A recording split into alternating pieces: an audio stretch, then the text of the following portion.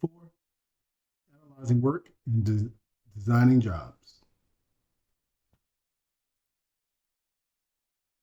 Learning objectives. Summarize the elements of workflow analysis. Describe how workflow is related to an organization's structure. Define the elements of a job analysis and discuss their significance for human resource management. Tell how to obtain information for a job analysis. Summarize recent trends in job analysis. Describe methods of designing a job so that it can be done effectively, efficiently. Identify approaches to designing a job to make it motivating. Explain how organizations apply ergonomics to design safe jobs. Discuss how organizations can plan for mental demands of a job.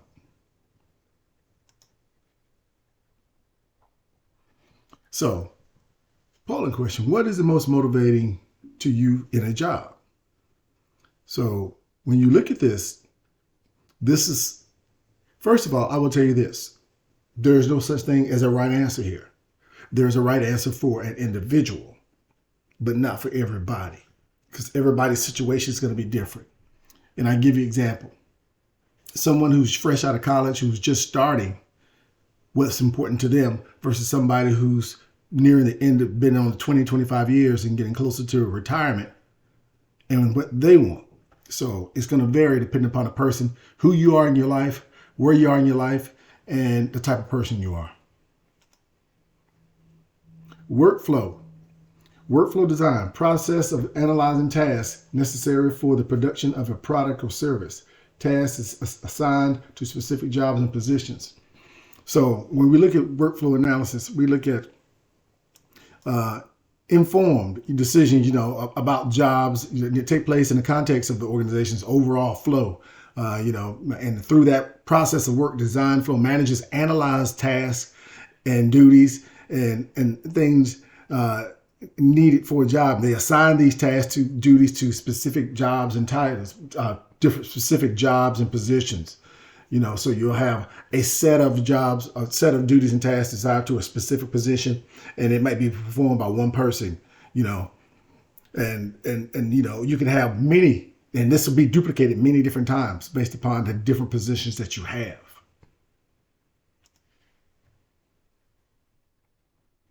So remote work options.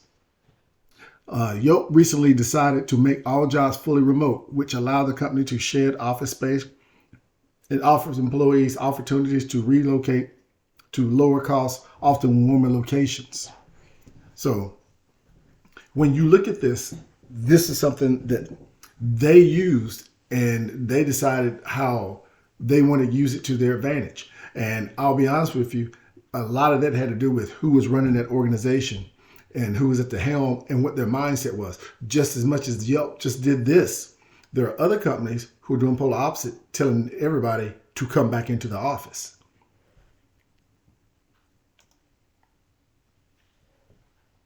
Workflow analysis. So when you look at outputs, the tangible or intangible products of a work unit, work processes, activities, work units, members engage in to produce a given output. So when you look at these inputs, raw inputs, materials and information, equipment, human resources, knowledge, skills, and abilities needed to carry out. So again, when you look at the outputs, we're looking at the tangible and intangible products of any work unit. What's the kind of the end product? What's the finish with? Work processes, activities, work units, members engage in to produce those output. And inputs is what goes into it, whether it be raw materials, information, all these things.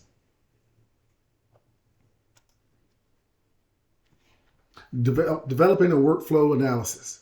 So analysis, what product, information, or service is provided? How is the output measured? So that's your analysis of output. Step 2, analyze activity. What tasks are required in the production of that output? 3, raw components. What materials, data, or information are needed? 4, equipment. Special equipment, facilities, and systems are needed. And 5, human resources. What knowledge, skills, and abilities are needed by those performing those tasks? That is a workflow analysis. And you see, this is all based, this is all asking questions.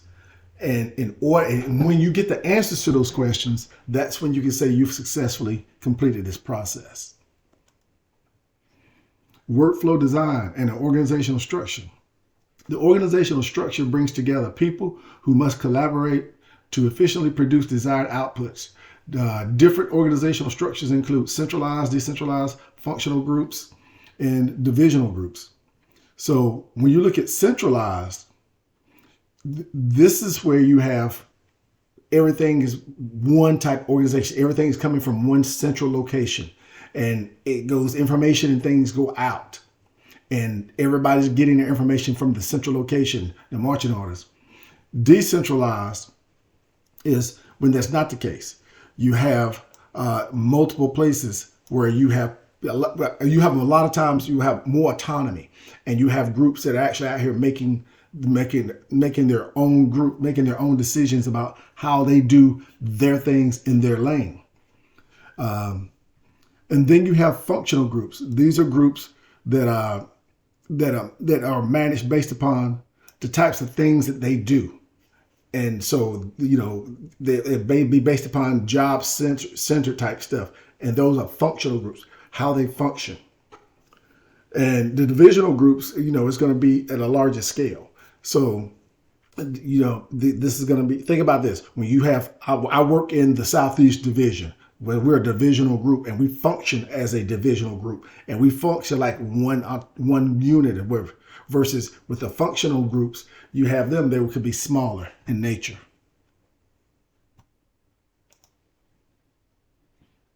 Job analysis. So the process of getting detailed information about jobs provides essential knowledge for staffing, training, performance appraisal, and HR activities. So careful job analysis makes it possible to define what a person in a certain position does and what qualifications are needed for that job. Firefighters use specific equipment to extinguish fires, require physical strength to do jobs, and must possess the ability to make decisions under pressure. So when you look at the job analysis, this is why you could have two people doing the exact same job, and one actually loves it and the other hates it. Why? Because one may not be suited for that type of work. So when a job analysis is stuff, when you read the type of a job, what does the job entail and what are the qualifications for it? Some people should look at that and see, and some people can look at that and see, this is not the job for me. Sometimes some people can't do that, and they don't figure out until they get the job.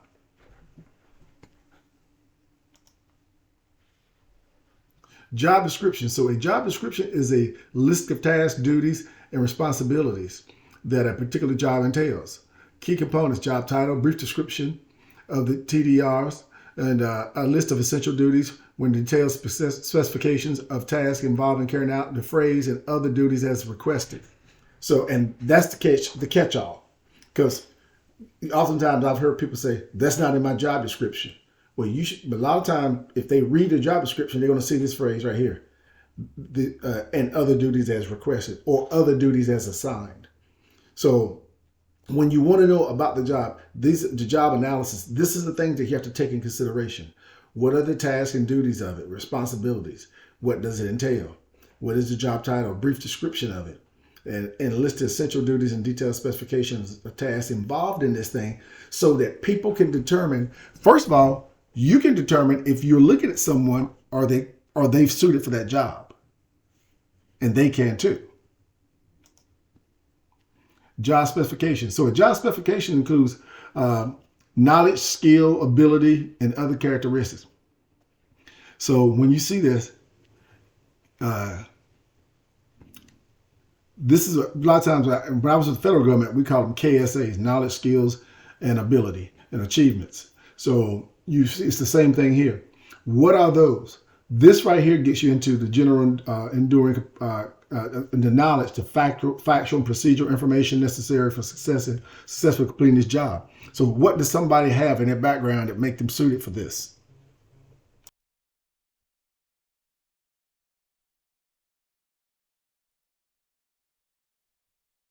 So sources of job information. So you have incumbents, people who currently hold a position, observers such as supervisors, objective measures provided by wearable devices, external job analyst, the Dictionary of Occupational Titles, DOT, published by the Department of Labor, Occupational Information Network, an online job description database provided by the Department of Labor. So when you look in terms of, nobody should, bottom line, be suffering from applying for jobs or seeking jobs that they don't have enough information about these days. Because all of these sources right here that just been listed, this is how you can keep to make sure that you don't make the wrong, pick the wrong job or the wrong career, because there's so many different ways for you to verify if this is something that's compatible for you or something that will work for you.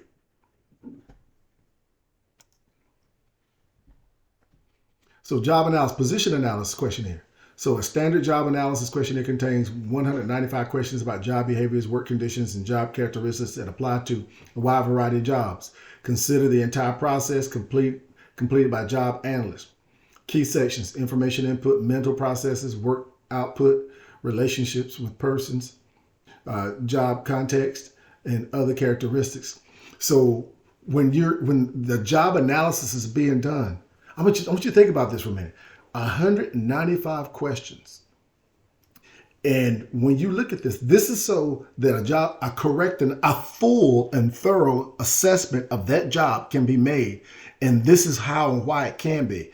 And if somebody does not do this to this degree or to this extent, this is where it can end up costing time, money, effort, and a lot of other areas down the road. Because something that give you an example, you have some folks doing something in a job that's really not suited for that job. It's suited for not only another job, but another department. But this is how you eliminate those types of mistakes.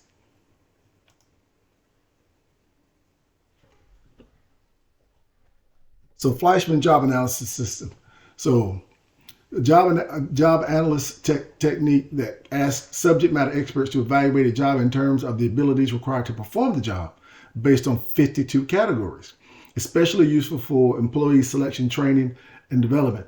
So when you look at this one, and this is one that I really like, job analysis technique when subject matter experts to evaluate a job in terms of the abilities required to do the job. So give you an example. This is subject matter experts, or people who know what it takes to do that job.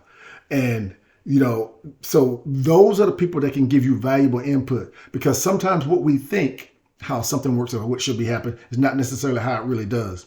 And so they've got 52 categories of breaking it down. And anybody who's been on the job for any period of time, and I mean multiple years, at some point in time, they'll become a subject matter expert on that. And so if you're trying to get a fair assessment of something, talk to those folks. And this is what, again, where it's really going to help you, like selecting the right people. Selecting the right people from the jump, training them properly, and also helping them with their development. And I'll give you an example. If you actually hire someone, if you were to hire someone and it's not the right type of person, there's a couple of problems here. One, you're probably going to have somebody who's not going to stay. Two, you might have somebody who's underperforming. Or three, you're going to have somebody just not happy with what they're doing. So this is why you want to make sure you select wisely, so that you can actually avoid pitfalls and setbacks down the road. Because if you don't select wisely, now you go into a revolving door. Now you got to hire somebody else to replace that person. And then that sets you back again, because now you got to train and get somebody up to speed. Analyzing teamwork, skill differentiation. So the degree of specialized knowledge or functional capabilities in team. And when you are looking at teams, I will tell you, you have to look at what if they're specialized teams. And this is really important. And now when I think of it, I think of a well-oiled machine where you have teams that's working well and they're really specialized. What's very interesting is when someone leaves that team, or a couple of bodies leaves that team, and you have to replace them. This is where it can get tricky. Now, you're going to drop off a little bit, because you got to bring somebody else. Even if it's somebody who has a lot of experience working in that type of skill set or whatever else, they got to get used to working within the confines of the team as well. Authority differentiation, allocation of decision-making authority among team. Every group that I have ever seen had leaders, whether they were formal or informal. And you can't have 10 people and all 10 people be the leader. It's always going to be an alpha, one or two in the mix somewhere. And as long as there's good balance and there's a good flow and everybody is good with that, then it'll work. Where it won't work is when you've got two alphas and they both want to be the top dog. Therefore, they don't play fair in the sandbox. This is important about the authority differentiation. Somebody's got to lead. Even though none of them may be a supervisor, they're still going to have a leader or two. Temporal stability. So length of time team members must work together. How long are these people going to work together? Is it a short-term project? Is it a long-term project? Or is it permanent? So you have to take a look at that. For one of the things you want to take a look at that is, are they working in some capacity that will ultimately produce high burnout? So let's just say that you look at this job and this group and what they do. Realistically, the stats have shown you that after about 2 years of this, they burn out. Well, you've got people that's been there for 4 years, and all of a sudden things are not going well. So you got to understand, what type of job, what type of unit, what type of group, what they do, and how long are they supposed to be there, and how long does it make sense to keep them in that capacity. Importance of job analysis. So a building block for all HRM functions. So work design. Who's designing the work? The design. Somebody for every job you've got. Somebody is actually designing the work. How do they go about doing the job? Human resource planning. Taking care of all the everything from the prospecting, advertising to selecting people for interviews to selecting folks for jobs. Then from there, getting them trained and getting them up to speed, and then assessing their training through performance appraisals, helping them career plan, and then ultimately you get back to job evaluation. This is important when you talk about, I can tell you where this comes in a lot. When organizations start to downsize or reorganize, that is a very important step right there, job evaluation, because there's some jobs that may be deemed no longer feasible or appropriate or the best fit for where the company is trying to go. Competency models. A competency is an area of personal capability that enables employees to perform their work successfully. So when you're looking at that, a competency model identifies and describes all the competencies required for success in a particular occupation or set of jobs. Organizations may create competency models for occupational groups, levels of the organization, or the entire organization. A lot of times what I've seen is a lot of places will have this. The large organizations will have the competency models for the whole organization, for all jobs. And if you think about it, it actually makes sense. You want to know, what does it take for someone to be competent in each job, in each career field? Well, if you have the competency models, you can read it and you can see. So here, examples of competencies and competency model. So project manager competencies, as you see over here on the left. And you see proficiency ratings over here on the right. Now, I won't read through all of those. I'll let you read through those on pause and read through those on your own and stuff. And you can see exactly what a real one would actually look like. And this is particularly important for managers and leaders because they're the ones who ultimately affect a lot because they have a much bigger footprint because they have people who work up under them. And so they dictate what they should do. Trends in job analysis. The pace of change in jobs, the pace of change in jobs is accelerating. So robotics, AI, applications of information technology are becoming more widely available. Job analysis must define jobs and detect changes in jobs over time, must balance need for flexibility and need for legal requirements, and put greater emphasis on job design. So you see the trend. Now, when we think about trends, this is looking back. It's looking at present day. But most importantly, this is looking forward. Where are we trying to go? And what will we need to get there? So when we're looking at the job analysis, this is what we're taking in consideration. It's long and hard. What are the things that we need to help us work our way and go into the future? Plan ahead. The flexibility. You got to have the flexibility. It's because reason you got to have flexibility. There are things beyond an organization's control. And I'll just give you one example, COVID-19. So you have to be flexible. And in order to say, you know what, and my philosophy has always been, you have a bend, but don't break mentality. It's okay to bend under stress, but you don't break. And the reason you don't is because your job analysis was done correctly. So in preparing for what you do currently today and what you could possibly deal with in the future, it sets you up for success. So polling question, adding more tasks to an existing job is called job what? Blank. While adding more decision-making authority to jobs is called job what?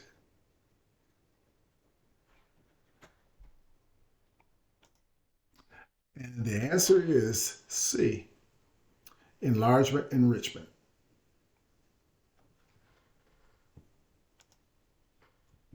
So job design, defining how work is performed and which tasks are required. Job redesign involves changing an existing design. Effective design requires thorough understanding of a job through job analysis and workflow analysis. So when you're looking at job design, this is where you understand is what type of things do we need to be doing? And listen to this. What are the type of things that we need? What are the type of things that we do? What are the type of things that are required that we do? And what are the things we would like to do? Job redesign involves changing. So job redesign is what happens is as you evolve and you start doing different things. You change how you operate, you change your mission, you may change your product, or you may change the company's philosophy. And if, in essence, all these things can affect the job and they have to be redesigned. And when you have effective these job redefines, they have been, you've already used the job analysis and the workflow to help you do it. Approaches to the job design. So when we look at design for efficiency in industrial engineering, so we see the arrow. Design for motivation, job enlargement, job enrichment, team flexibility, and teamwork. Design for safety and health, ergonomics. Design for mental capacity, filtering information, clear displays, instructions, memory aids. So when you look at the job design and you look at these things that are put out there, they're put out there for a reason, but they will be different for each one of these reasons that you will put out there.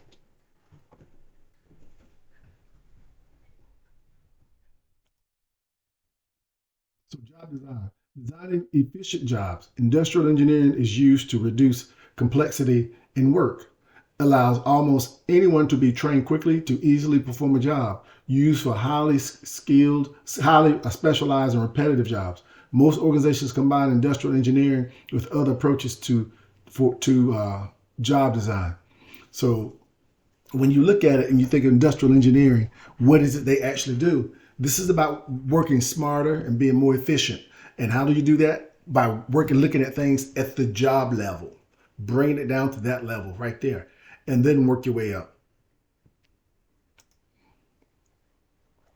Designing jobs that motivate. Workers with positive attitudes are motivated. The job characteristics model includes characteristics that boost motivation: skill variety, task identity, task significance, autonomy, feedback. People, this is one thing I've always said about people. They're not robots. They're human. We've all heard this saying before: a happy worker is a productive worker. Well, when you're looking at trying to, help motivate individuals, you look at this, and I'll give you an example. What if you had two people and you said, I'm going to put two people on a job, on the same job. One person absolutely loves it. I'm sorry, let me digress. You're going to have two people who've done a good job, and so you want to promote them. So now you promote them and put them in another job, and they're making more money. One does really well and one does not. The reason one may do well is because they actually love what they do. You've got, it works for them and it's a good fit. The other, it may actually not be. She took the promotion to the job to get more money, but she doesn't like what she does. So now you have someone who's not motivated anymore.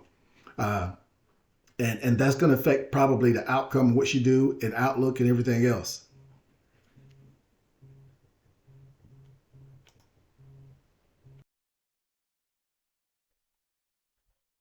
Characteristics of a motivating job. So this is one of the things I can honestly say. If I think about my personal careers that I had, my two careers that I retired from, I had a lot of job satisfaction and I was motivated because I was working in a capacity that was really good fits for me. And so that, and this is true for most people. So when you look at people who are less motivated, you see few skills needed, work is a small part of the whole, minor impact on others, decision making by others, difficult to see effectiveness. Now you look at more motivated, many skills needed, whole piece of work is completed, major impact on others, much freedom to make decisions, effectiveness readily apparent. You can see it in the output, how they operate. Two different people. One's less motivated, one's more motivated and stuff. And the key to a good leader and stuff is to figure out, now, the one who's less motivated, what can I do to try to get them more motivated? That may mean moving them to a different capacity, or, using them a different way or whatever else. But that's something that you would want to address as a leader. Designing jobs that motivate. So job enlargement, broadening tasks performed in a job. One of the things that can motivate some folks is adding things to the job that might be to their liking. Job extension, enlarging jobs by combining several relative simple jobs to form a job. So in essence, let's just use this analogy. Three jobs that was really part-time, I put them together and made them full-time. Job rotation, enlarging jobs by moving employees among several different jobs. So in this job rotation, a person doesn't have a chance to get bored because they're only working in that job, let's say 6 months. After 6 months, they rotate out into another job. So if it's something that they don't particularly care for, they can say, I can stand it for 6 months and they can probably do all right without getting losing motivation and becoming depressed and feeling depressed about what they do. Job enlargement. Hospitals have begun to enlarge patient access jobs to include financial counseling, as well as coding and tracking insurance claims. So what they did is they combined some things historically were separate. They've now combined them. Basically, they use the word enlarge. I'm going to use the word combine, which will probably makes better sense to you. Combine these things, and now these people are doing multiple types of things versus one type. I can tell you this too, from a employee's perspective, that's probably a good thing because that probably gives them more job security because they're more useful and they can do more things, more tasks and duties than just one. Designing jobs that motivate. So look at job enrichment. Empowering workers by adding more decision-making authority to jobs. And see, this is based on a theory of motivation. Herzberg's theory of motivation. Individuals motivated more by intrinsic aspects of work. So when you look at this, it's true. Workers can be, workers empower them to give them more autonomy, give them more decision-making. When you allow people to have more ownership over what they do, a lot of people will appreciate that versus them not having it and they only are pretty much operating like a robot. Self-managing work teams have authority for an entire work process or segment. Team members motivated by autonomy, skill, variety, and task identity. So I've worked in this capacity before too. And I actually love the self-managing work teams. Having authority to work on an entire process or segment without having to go to management to ask them, can we do this? Can we do that? Can we do this? No. And at some point when you operate that way, what a manager will probably tell you is, you all don't have to come to me to ask me to do these things here. You know how to do those. Come to me to tell me what you need or come to me when you have a problem. But the routine stuff, you all have it. Designing jobs that motivate. Flexible work schedules. So this is flex time. Now, this is something that I did a little bit of early in my government career, and you see corporate America does it a little bit. And this is where you see people who say, I might work in 2 weeks, I might work 9 days. And what I do is I work some extended hours on the 9 days, so each day, so that I can have 1 day off. So I choose to take that every other Friday off. That's what I do, the second Friday of the paycheck. And job sharing allows two part-time employees to carry out tasks associated with a single job. So this is something that I've seen years ago when I first saw this. Let's say that this is a job that it can be pretty stressful or whatever else. Well, one of the ways you can relieve the stress is, rather than have somebody sitting there taking the grunt of that all the time, maybe have it part-time, and now you've got 2 people dealing with the stress. Therefore, it's reduced. The stress is cut in half. Compressed work weeks allow employees to work 40 hours within less than 5 days. So remote work, also known as telecommuting, provides greater flexibility. So when you look at job design, these things are taken into consideration when they're designing the job. Now, when you look at job design too, none of this will work in some jobs because of what type of jobs they are. And when they're designed, it requires somebody to be there 40 hours a week.